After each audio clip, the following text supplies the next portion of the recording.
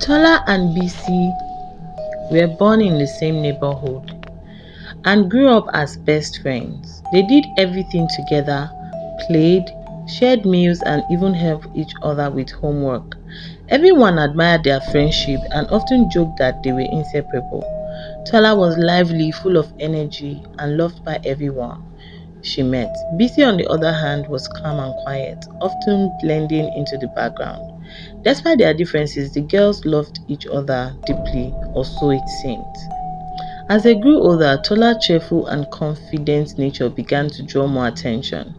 In primary school, she was always choosing to represent their class in competitions and plays.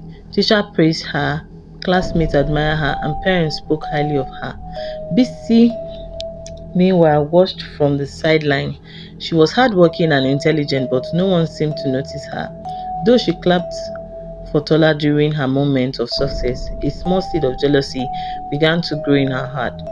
By the time they got to secondary school, Tola had become the head girl, excelling in academics, sports, and drama. Her name was on everyone's lips. Busy, feeling overshadowed, began to question why life seemed so unfair. Why does she get everything? Busy thought to herself. But she didn't say a word. Instead, she forced a smile and pretended to be proud of her friend. After they graduated from university, both girls were posted to the same state for their National Youth Service Corps. It felt like destiny had brought them together again, and they were excited to start this new phase of their life side by side. At the community center where they were posted, Stella quickly became a favorite. She led programs, organized events, and was praised for her creativity. Bisi, on the other hand, struggled to fit in. The staff often compared her to Tola, which only deepened her resentment. One fateful day, Kunle walked into their lives. He was a volunteer at the community center, a kind and charming young man who seemed to light up every room he entered. He and Tola hit it off immediately.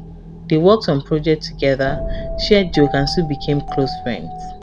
Bisi noticed how Kunle's eyes lit up whenever he saw Tola. It was clear he had feelings for her. Bisi tried to catch his attention, but he barely noticed her. After a year of dating, Kunle proposed to Tola. He organized a grand surprise at the community center with roses, music, and a heartfelt speech. Tola was overjoyed and she said yes. Much to the delight of their colleagues, everyone clapped and cheered, including BC, but her heart burned with jealousy. That night, as Tola showed her the engagement ring, BC forced a smile. "It's beautiful," she said, but deep inside she was plotting. As wedding preparations began, Tola asked BC to be her maid of honor. BC agreed, pretending to be happy for her friend.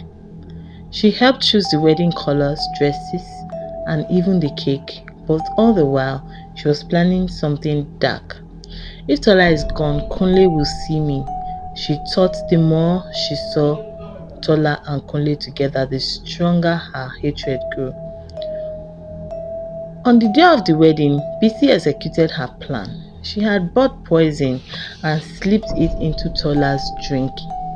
During the reception, as Tola raised the glass to her lips, BC watched her heart pounding.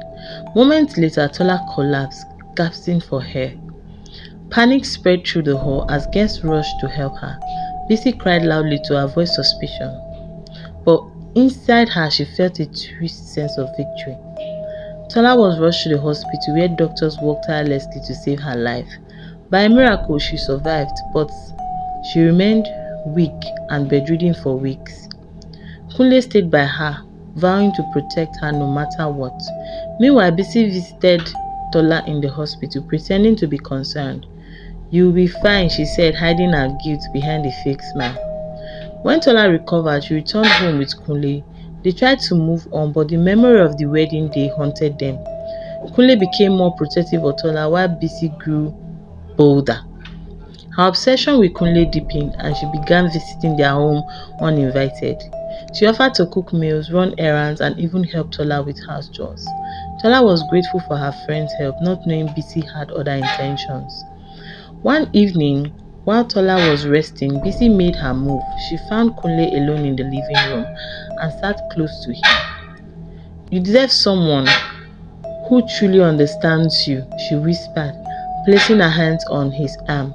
Kunle was shocked and immediately pushed her away. What are you doing, BC? This is wrong, he said, his voice filled with anger. BC begged him not to tell Tola, but Kunle couldn't hide the truth. That night, Kunle told Tola everything at first. Tola refused to believe it. BC would never do that, she said. But when she confronted BC, the truth came out. BC broke down, confessing her jealousy and her role in the wedding day incident. Tola was devastated. You were my sister, BC, she said, tears streaming down her face. How could you do this to me? Their friendship was shattered. Tola cut all ties with BC and warned her never to come near her family again. BC was left alone, consumed by guilt and regrets. She tried to apologize, but Tola was firm. Some betrayers can't be forgiven, she said. Tola and Kunle moved on, strengthening their bonds and focusing on their future. They learned to cherish each other more, knowing how close they had come to losing everything.